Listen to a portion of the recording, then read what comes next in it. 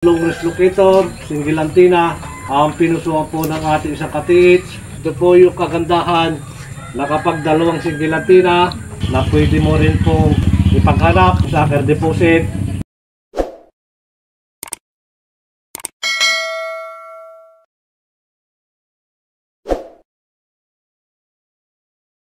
Isang magandang araw po at magandang buhay sa ating pong mga kababayan, sa ating pong mga ka-TH. Demo pa rin po ng long wrist locator, single antenna, ang pinusuan po ng ating isang ka-TH mula po sa probinsya ng Cagayan de Oro City. Ito po yung long wrist locator, single antenna. Ito po ay bala-bala.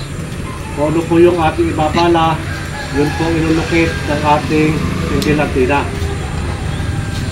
So ito pa rin mga ka-TH, meron po ako pambala dito. Ito po yung 14 carats na ring na siya kung gagamitin bala, at meron po ako ilulukit dito. Ito po yung bracelet na 18 carats. So gamit po ang ating single antenna na may bala po siyang 14 carats na ring. Ayan, ito ka-TH.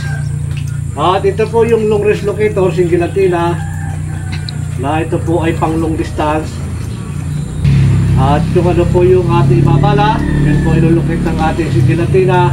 At kahit gano'n po kalayo, yung pagkakabaon o sigaw ng aura ng gold, yun po yung kayang abutin ng ating po single antenna, maliban lamang po kung wala dito sa malapit sa paligid. Dito pa rin mga ka-TH, mahalaga pa rin po na ang dalawang single antenna.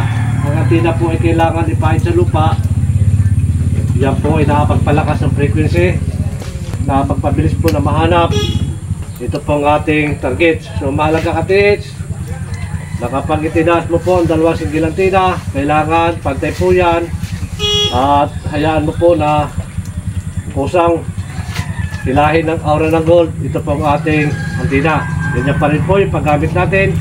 Ito po yung dalawang single antenna. Ayan. Yan pa rin ka-TH, nung pa rin siya. Ayan. Yan, ito po yung single antenna na kapag dalawang ginamit mo, kapag sabay mo itinaas, yan po ay kung sa magtuturo. Yan, sabay po sila lagi na magtuturo po sa ating target.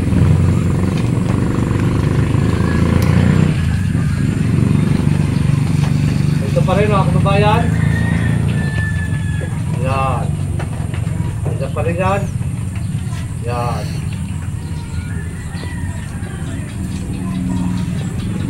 Yan, ito pa rin.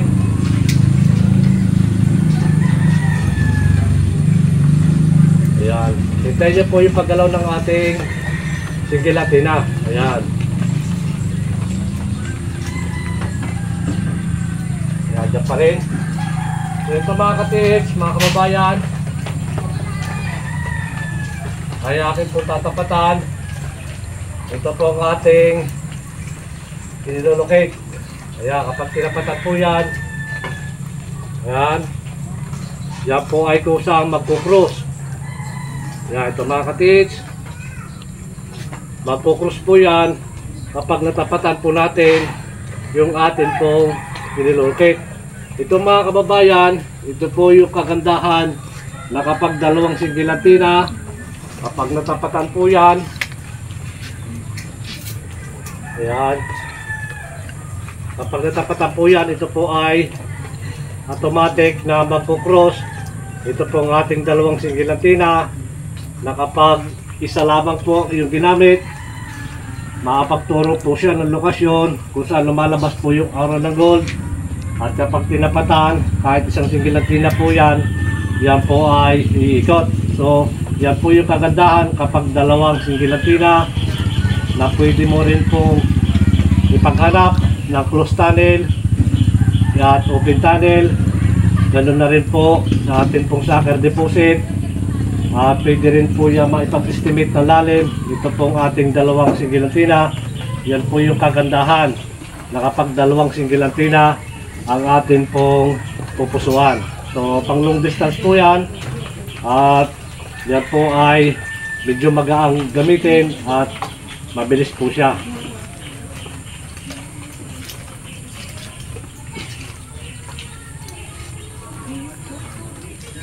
So ito pa rin mga katiis, mga kababayan.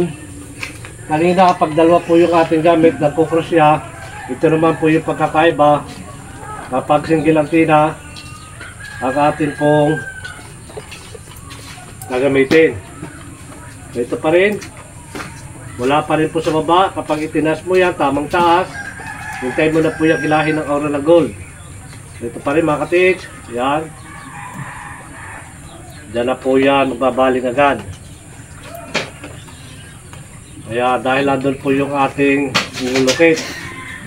Gold po yon at gold din yung ating ibinabala. Ito pa rin. Ayan, ito pa rin.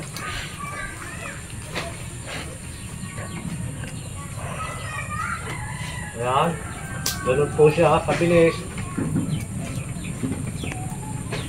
Ayan. Magaan po siyang hilahin ng aura ng gold dahil medyo magaan po siya. Kaya niya po kahit maliliit na gold. Yung mga nuggets, kaya po niyang ilocate. Yan, yung mga giveaway po niya. Kaya ganun siya kabilis. Yan. Kaya ganun po siya kabilis. Kaya hihintay lang po natin yung kanyang paggalaw. Hindi po pwedeng 80% yung paggalaw niya. Kaya doon pa rin po yan. Kaya kailangan sundan nyo lang mga katids kung paano po yung gagalaw. Doon lang po tingin yan. Ayan. Dito lang po lagi sa antenna, pakiramdaman. Tustusan lang po natin pag hinila na lang aura ng gold.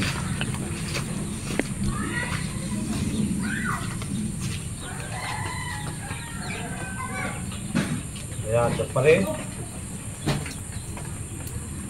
Ayan. Ayan pa rin mga katids. Ganun po siya kalakas. Ayan, ito po yung pagkakaiba na kapag dalawang single antenna, pwedeng isang gamitin mo. Pwede pong dalawa, lalo na kapag mag-estimate ka na po ng lalim. At kapag isa lamang po, pwede na rin po yan. At atin pong matapatan ito pong ating target. Pagkaya pa rin, pag tinapatan po yan, ito pong ating single antenna, yan, bumubuo na po siya ng frequency. Yan, ito mga katids, mga kababayan, ito po, nasapahan ko yung ating target.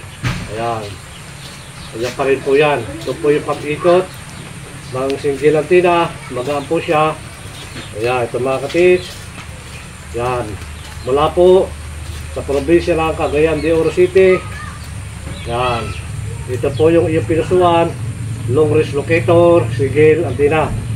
Yan. Ito po yung kagandahan na kapag dalawang single antenna ang iyong pinusuan, marami po siyang dala. At lahat naman po yan, long range locator, single antenna, maging triple antenna, maging promise box, pang long distance po yan. So yun lang po yung pagkakaiba. Na kapag single antenna, kapag triple antenna, may pagkakaiba po sila sa pag-locate. Pero parehas lang po yan ang detection at pang long distance. So mga kababayan, mga katids, maraming salamat pong muli sa inyo lahat sa patuloy na nanonood po ng aking mga in-upload na video.